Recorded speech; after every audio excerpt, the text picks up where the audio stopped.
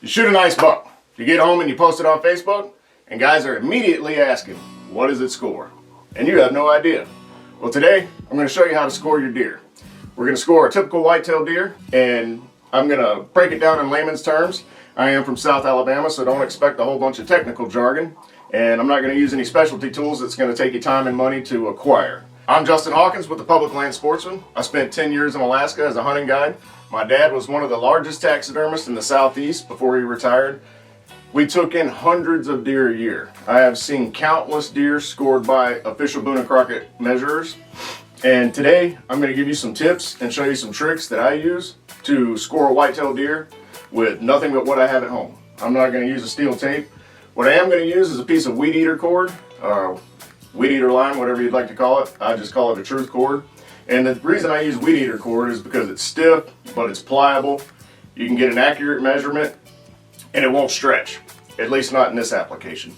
A lot of guys use seamstress tapes. The reason I don't like using a seamstress tape is because it will stretch sometimes if you pull it too hard. And as you start getting your main beam measurements, it'll kind of bunch up, and I just don't feel like you get as accurate of a measurement. So I just like to take that weed eater line and, you know, pull my length, and then I'll lay that length out flat, measure it with a measuring tape, transfer that number onto a piece of paper. So just to brush up real quick, changing fractions into decimals, it's just your numerator divided by your denominator. So say you have 5/8, top number is 5, your bottom number is 8, 5 is your numerator, 8 is your denominator, 5 divided by 8 gives you 0.625. So, you know, 1/8 would be 0.125, 2/8, 0.25, 3/8, 0.375, half inch, 0.5, 0.625 for 5/8, 0.75 for 6/8, 0.875 for 7/8. It's really simple, and I think a key piece of information here is I am from South Alabama, so I'm not going to use a bunch of technical jargon. I'm going to break it down in layman's terms and really kind of get in there and show you a simple, straightforward way to measure your deer easily without a lot of hassle. And one important thing to remember is if we had 5 official measurers come in here, more than likely we would have 5 different scores off by 1/8 or so. And that's just the nature of the beast, really. You know, it's what one guy might see as the thinnest part of mass between your G3 and G4 might look different to another guy. And the lowest outside edge on your burr might seem different from one measurer to the other. So unless you're going for a world record or a state record, I wouldn't hyper focus on 1/8 here or 1/8 there. I want to thank you guys for coming along, and let's dive into it. So we are going to use an official Pope & Young scoring sheet. You can print these off online. This will not be an official score. I am not an official scorer. And then it has a brief instructions for measuring typical whitetail and fused deer on the back. So let's go over this. So our first section here is the number of points on each antler. So it's to be counted a point, a projection must be at least 1 inch long, and at some location at least 1 inch from the tip. The length of the projection must exceed its width. Beam tip is counted as a point, but not measured as a point. So basically all that is saying is for it to be counted as a point, let's just put a rough line here. This would be coming off our main beam. So as we come up from this line up, it would have to be 1 inch or more. And it could not be wider than it is tall to be considered a point. Guys, drop a comment if you want me to break that down a little more, do a little short or something, let me know. Leave it in the comments. I respond to every single one of them. Next is going to be your tip to tip spread. It is measured between tips of the main beams. Your greatest spread, it is measured between perpendiculars at a right angle to the center line of the skull at the widest part, whether across main beams or points. What that is saying, this is the center line of your skull. So if you have a line coming down, an imaginary line following the center line, perpendicular will be bisecting that line. So you're going to measure from the widest point, and when they say whether it be the main beams or the points, so say the G3s on this deer splayed out, then the tips of those G3s would be wider than the main beam. So that's where you would that's where you would measure. And then we have the inside spread of the main beam, which is the same thing. You have perpendicular line coming down the skull plate. So your widest point where this main beam hooks around, you know, between your G2 and your G3, it looks really like it's going to be about the G3 on that side and roughly right around the G3 on this side. And you want to stay as perpendicular as possible. You know, if you get a little hitch in your giddy up, I don't think it's going to be too serious, but you don't want to be pulling an extra 1/4 inch one way or extra 1/4 inch the other. Then you're going to take the total length of abnormal points. This deer is a typical symmetrical, very symmetrical deer. It does not have any stickers coming off of it, but let's just say had a split brow over here and a flyer coming off the G2, maybe a little drop coming off the main beam. Then we would take, you know, whichever one of the splits in the brow was not part of the main brow itself, which we'll break down more in a non-typical measuring video. And then we'd take the measurement from the flyer and the drop, and we'd add all those up. Then your length of your main beam, once we start measuring, we'll get in that. Total length of your G1, G2, G3, G4, so on and so forth. And then you're going to do circumferences. Now, the key thing to take away from circumferences is you're only going to take 4 measurements. You're going to take H1, H2, H3, H4. You know, if you got a 6x6, you will not go past the G4. So the first thing I like to do is I'll take a piece of paper, and what I want to do is line this paper up with the top of the main beam on both sides. We'll make a line.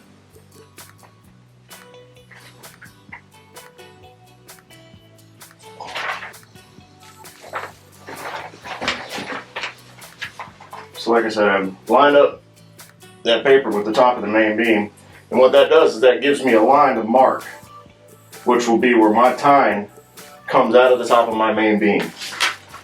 And I'm going to do that for every tine I have coming out of the main beam, which will be my G2, G3, and G4. So you see that situation there? Turn it a little bit.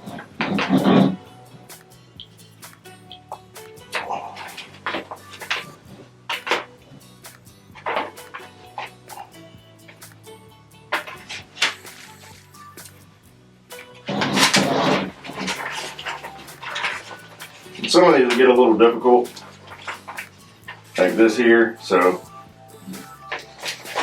the way that bend is, you just really got to shorten it up. And we're going to hit the main beam there and the main beam there. Oops.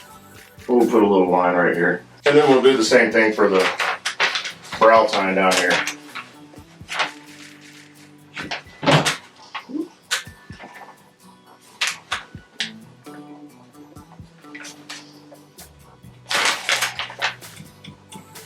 Alright, I'm going to go ahead and do this to the left side. As you can see, I've marked each tine where it comes out of the main beam.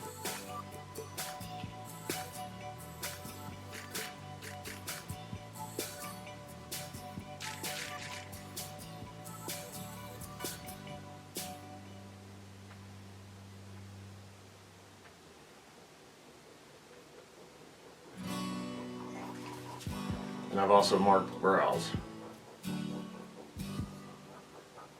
Alright, so we've marked all our tines coming out of our main beam, and I've also marked the brows. So this is what your official scorecard is going to look like. And as you can see, our number of points on the right antler, number of points on the left antler. We have the tip-to-tip spread, and then the greatest spread, inside spread of the main beams, and then it just goes down from there. Total length of abnormal points, length of the main beam, length of the G1, G2, G3 on down the line. Then when you get to your circumference, you'll have H1, H2, H3, and H4. You will not go past H4. If you do not have a G4, say this was an 8 point, then what you would do is you would take your measurement from the very center of this tine. So you'd measure your width at the base and then divide that in 2, put a little mark. Then from the center of that tine to your tip of your main beam, you would take that number, divide that in 2, and you would take your H4 measurement right there. So to have your deer officially entered into the Hope & Young record books, you will need to take the tip-to-tip spread and obviously add it to your score sheet, as well as the greatest spread and add that to your score sheet. So since I'm by myself, I just took a pony clamp, kind of clamped it on this tine. So we're going to get the greatest spread. So all I'm going to do is just take a speed square. A book will work, a box, whatever you got. And I'm just going to butt it up to where it touches that main beam. And it actually looks like it would go a little wider than that. So we will use a notebook to get that point there. We'll make a little mark right here. That's going to be our mark. This other side, we can just go back to the speed square. So for the sake of having to go outside and grab my 12-inch square, I just used a notebook and held it as straight as possible. As you can see, so that's going to be right where our square touches the main beam. I'm going to mark that. Oops. All right, so that's how you get your greatest spread.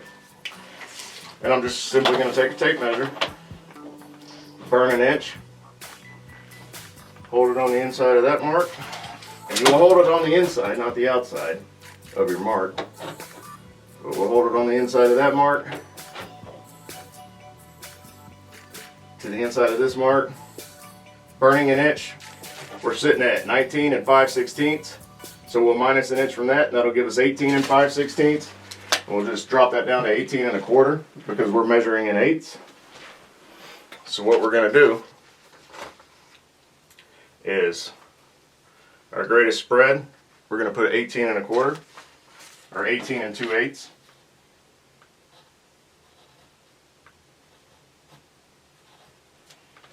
Tip to tip spread. Again, we're going to burn an inch.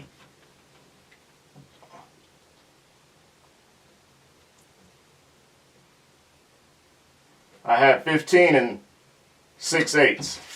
Minus an inch puts us at 14 and 6/8.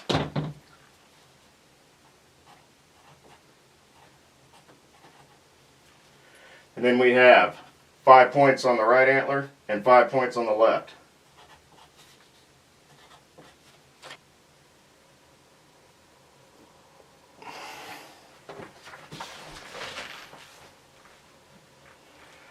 So the inside spread of your main beam. So if you were facing the deer, perpendicular to your skull plate, just like your greatest spread, you have to decipher where that is going to be.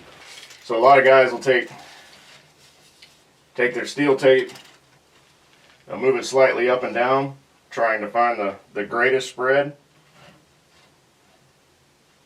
But you want to stay perpendicular to that center line on that skull plate.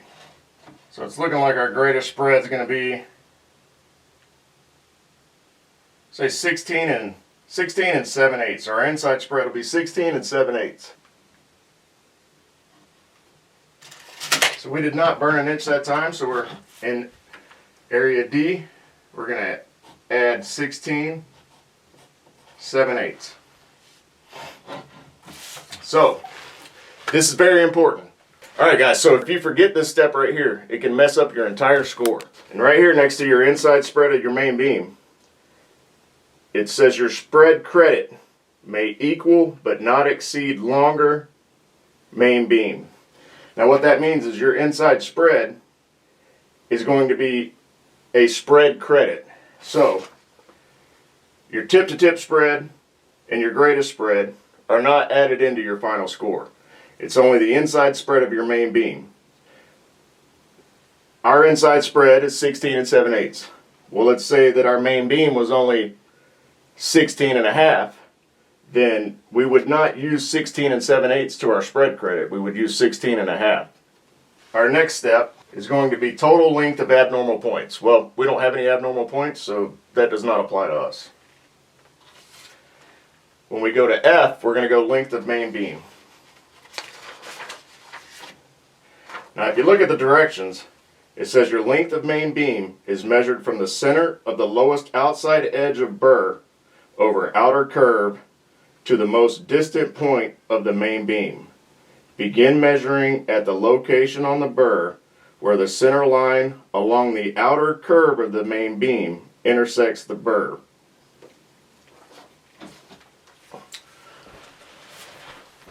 Alright guys, so this right here is the burr. Your burr goes around the base of the antler. if your rack, you set your rack flat, it's saying go to the lowest outside edge of the burr. So what that's going to be, this will be the lowest outside edge of your burr right here. So you would go from the lowest edge of the burr right there to the outer curve. Now what that means, the outer curve of your antler is you'll come from the inside here, because that's going to be our lowest point, and wrap around the back to the outermost curve on the back side. So the furthest you can get from this back side, you could even use something to square it up and kind of put your finger there. That right there would be our outermost curve. Now this is where our trusty little truth cord comes in. So as I'm looking at that, what I'm going to do is place that on the outside edge of the burr, and then I'm going to come up and wrap around the outer curve.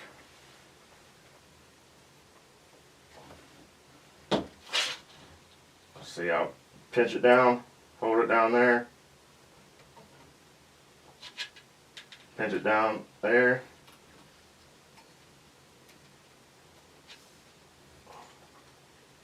and you want to stay on that outside edge. Oops.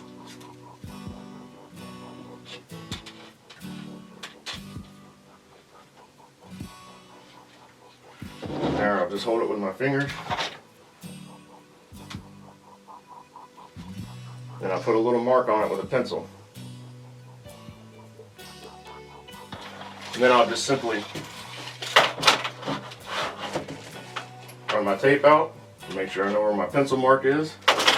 And I'll just set it on top of my tape until it butts the end there.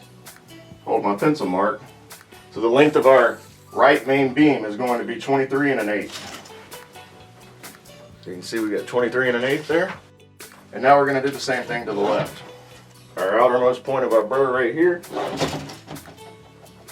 going to flip this around so I don't put the mark in the same spot. And I'm holding on the outermost outside edge of the burr. I'm going to start coming around this outer curve, holding it in place as I go. There again, I get to the very tip, mark it with a pencil, repeat the process on the tape measure, 21 15/16. So we'll go 21 7/8 for the left antler main beam. Now it's an 1 1/4 inch difference, so I'm going to double check my first measurement. Still have my pencil mark there. And that is correct. Alright, now instead of going right, left, right, left, right, left for your G1, G2, G3, G4, so on and so forth, I'm just going to do all the right side and all the left side. So you can see we have our mark right there where we took our measurement earlier for our brow tine or G1. Hold my truth cord on that mark and then go up. We'll measure with our tape. Keep this nice and straight. We are at 3 6/8. 3 3/4. You haven't broken it down into eighths yet. And then that's going to bring us to our G1. Same thing. I'm going to hold on that line.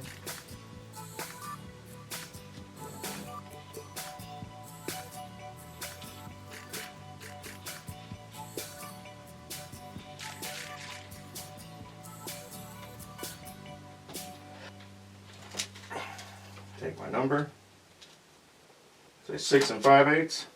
Now these tines are pretty straight, but say there was some curve in the tine, you would take the outside curvature of the tine as well, just like the main beam. Double check this mark here. Alright, it's our lower mark.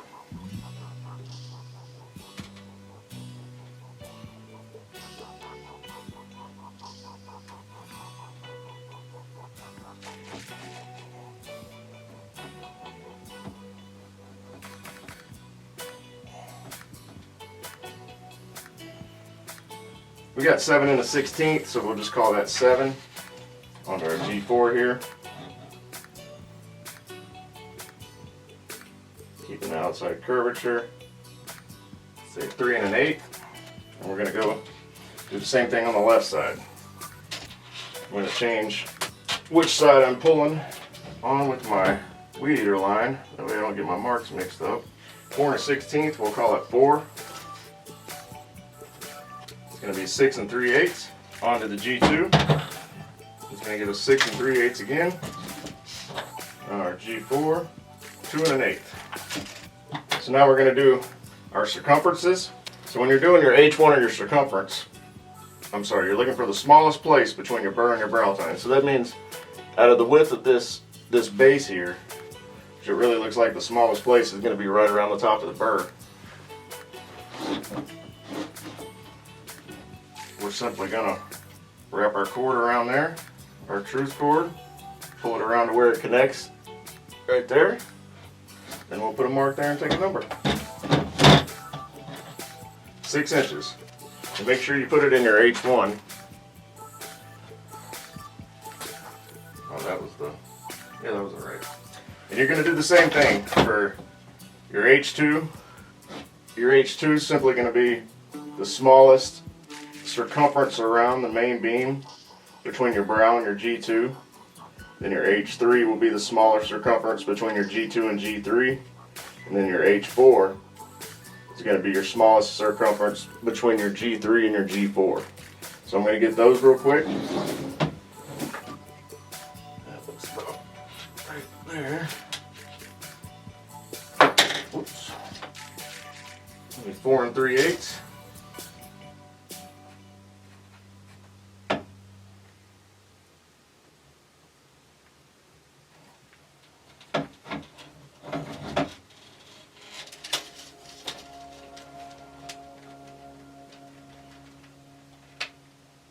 Three 7/8. Say 3 1/4. Alright. Now I'm going to do the same thing to the left side. 5 5/8. Let's see. That's probably the white or the smallest. 4 1/4, 4 1/4, or 4 2/8. It's 3 13, so we'll give it 3 6/8. We'll say 3 on that one. Alright, so now we got all our measurements. What we want to do is add them all up. We're going to enter the complete total for the right antler and the complete total for the left antler in the designated totals column. So what I'm going to do is I'm going to write these numbers down again for right and left antler, and instead of writing fractions, I'm going to write it in decimals. So we'll simply do, just to figure it out, 1 divided by 8.125. So our right antler numbers, right and left, 23.125. 6 divided by 8.75, 3.75, and we have 6.625, 7, 3.125. Then we can just simply add those up in the calculator.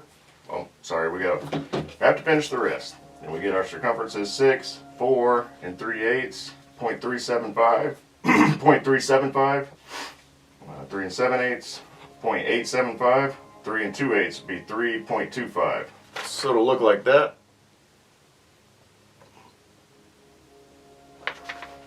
I'll just simply add those up on my calculator. So for the right antler, that brings me to a total of 61 1/8, or 61.125. Now I'm going to get the total for the left antler real quick. That brings us to 57.5, or 57.5. Now if you remember, we talked about our inside spread. We entered it right here in this box here. And it said our spread credit may equal but not exceed longer main beam. Well, our main beams were 21 and 23 inches. So we can use our entire inside spread, which will be 16 7/8. We're going to add it into the spread credit box right here. And then when we get down to the bottom, what we add together, we're going to enter our spread credit. Then we're going to enter column 1, which is our right antler. Column 2, which is our left antler. Then we're going to take that total. Wait, sorry, I missed a step. So we've got our spread credit in the box. Then we have our right antler, left antler. We have our totals down there. Now we're going to take 23 1/8. And we're going to minus 21 7/8 from it. So that'll be 23.125 minus 21.875. And we're going to do that for every measurement from our length of our main beams from our G1 all the way through our G4, and then from our H1 all the way through our H4. And then we're going to write the difference in this last column, which is column 3. I'm going to do that now real quick. So we only had one measurement that was over an inch difference. The rest of them we had, two measurements. One was 1 1/4 inch, and we had 1/4 inch, 1/4 inch, 3/8, 1 inch, 5/8, 5/8, 1 inch, 3/8, 1/8 inch, 1/4 inch. So a very symmetrical deer, which is good if you're, trying to get a good net score. I'm going to add those up. That brings me to 4.125, which would be 4 1/8. Alright, so what we're going to do, down here at the bottom, we're going to add our spread credit, which is 16 7/8. Then we're going to add column 1, which is 61 1/8. Then we're going to add column 2, which is 57 1/2. And that'll bring us to our subtotal. That gives us 135 1/2. And now we're going to take column 3, which is 4 1/8, and we're going to subtract 135 1/2, or we're going to subtract 4 1/8 from 135 1/2. And that gives us 131 3/8. So for a deer to be eligible for Pope and Young, it needs to be 125 inches. And we've already been through the 60-day drying period. So we have 131 3/8. So this deer would make Pope and Young. Obviously, we'd have to get it officially scored, either by a Boone and Crockett score or a Pope and Young score. So 131 3/8. This was my buck I shot this year with my bow. I was extremely happy with it. It was an old buck, 5 or 6 years old. Whatever makes your heart beat is all that matters when it comes to harvesting a deer. Whether you want to hunt mature bucks and go after Boone and Crockett's, or you're just hunting for meat, it's strictly up to you. As long as it's legal, then it's alright in my book. And if you guys found this video helpful, then if you wouldn't mind, hit that like and subscribe button. That is the best way to support the channel. I hope this video wasn't too boring for you. I feel like we thoroughly covered everything that was on the score sheet there. If you guys have any questions, please drop them in the comments below. I read all the comments, so I will respond back to you as soon as possible. And if you guys want to know more about hunting deer on public land, or how to find mature bucks on public land, I have my books that are for sale on Amazon. I'll leave the links down below. If you guys want to check those out, greatly appreciate it. Stop by there, at least give it a look, and see what you think, and let me know what you think. If you think it's a horrible book, let me know. If you think it's a great book, let me know. Also, YouTube thinks you'll like this video in the corner. I also have some courses on my channel. Check those out.